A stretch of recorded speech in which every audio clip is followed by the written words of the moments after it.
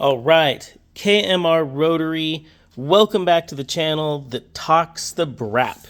So I've got a pair of semi-peripheral port 13B rotor housings, and these came out of a motor that was having a water failure. Basically, it was overheating, they couldn't keep the water in it, it was leading to all kinds of problems. Now, this is just a random motor that came in. I didn't build it, I didn't do the original service, so it's always interesting what we uncover, and that's part of what I like doing on the channel, is just looking at what works and what doesn't work.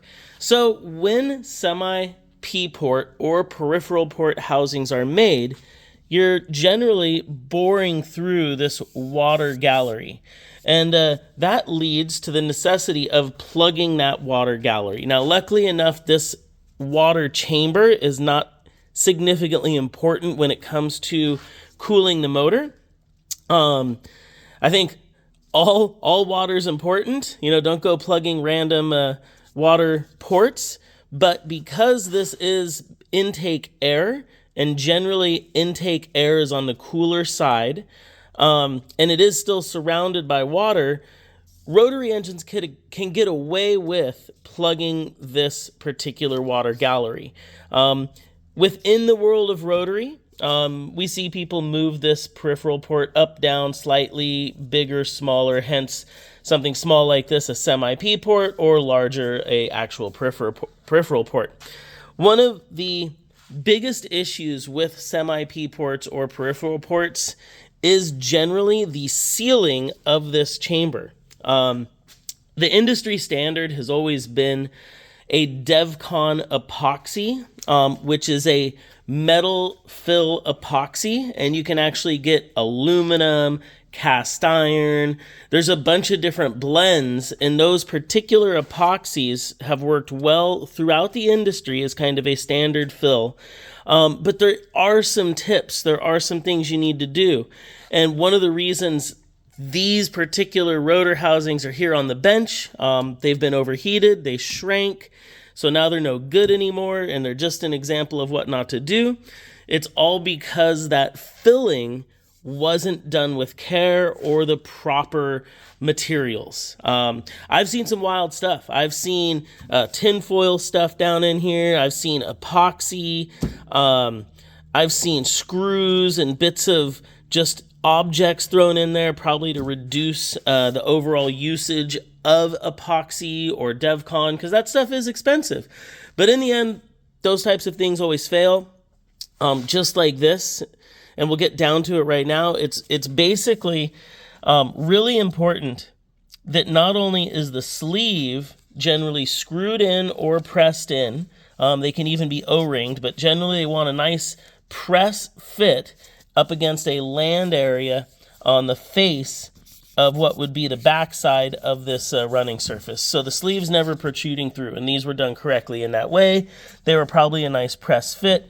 But when you look down in there, I don't know, I see at least 2 colors, maybe 3 colors of different epoxy. We've got purple, we've got yellow, we've got dark green. On the top, it was all covered with gray silicone, quite a deep layer, close to a 1/2 inch thick. And then you get some weird colored epoxy down here.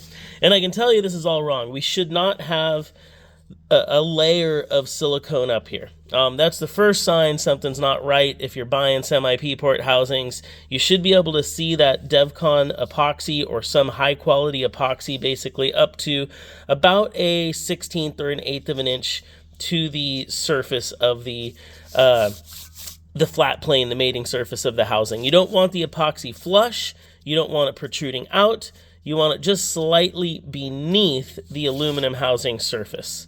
The preparation is really important too. You can see there was almost no prep work down here and here. All of this aluminum surface should be ground, it should be back cut, it should be scratched. You want to lock the epoxy in. So I like to go in and actually drill some small holes, create some back cuts, so the epoxy plug itself just can't fall out. This shape right here, there's nothing stopping the epoxy, the silicone, whatever this person put in there from simply ejecting itself out. So A lack of preparation, a lack of proper product being used, this is obviously not the right products, probably led to multiple failures. I mean, my assumption is they probably did all the epoxy stuff, it wasn't working, so then they added silicone, and then eventually down the line, if your motor's overheating, you're going to shrink your housings, and that's exactly what happened. The housings shrank, and then they're out of spec. You're not able to actually build a motor that will properly seal. So there's other problems here, but I thought it was a good technical discussion just about semi-P ports and peripheral ports in general. As the industry changes, we're seeing more people do aluminum plugs. Those are really cool as long as they work. Same thing, it's got to be done right. But I always fall back on the industry standard. If you pick up some semi-P port or peripheral port housings, they should be using a DevCon or DevCon-like epoxy, and it should have proper preparation work. When it's done right, they last years. I've seen semi-P port or P port housings last 5 years, 10 years. These, I have no idea. I think they didn't last that long, and they definitely caused the customer grief. So we replaced them with some freshies and sent them on the way, and it's a happy wrapper. So I have these around the shop now as paperweights, and I think that's a wrap. Thanks for watching. KMR Rotary Service.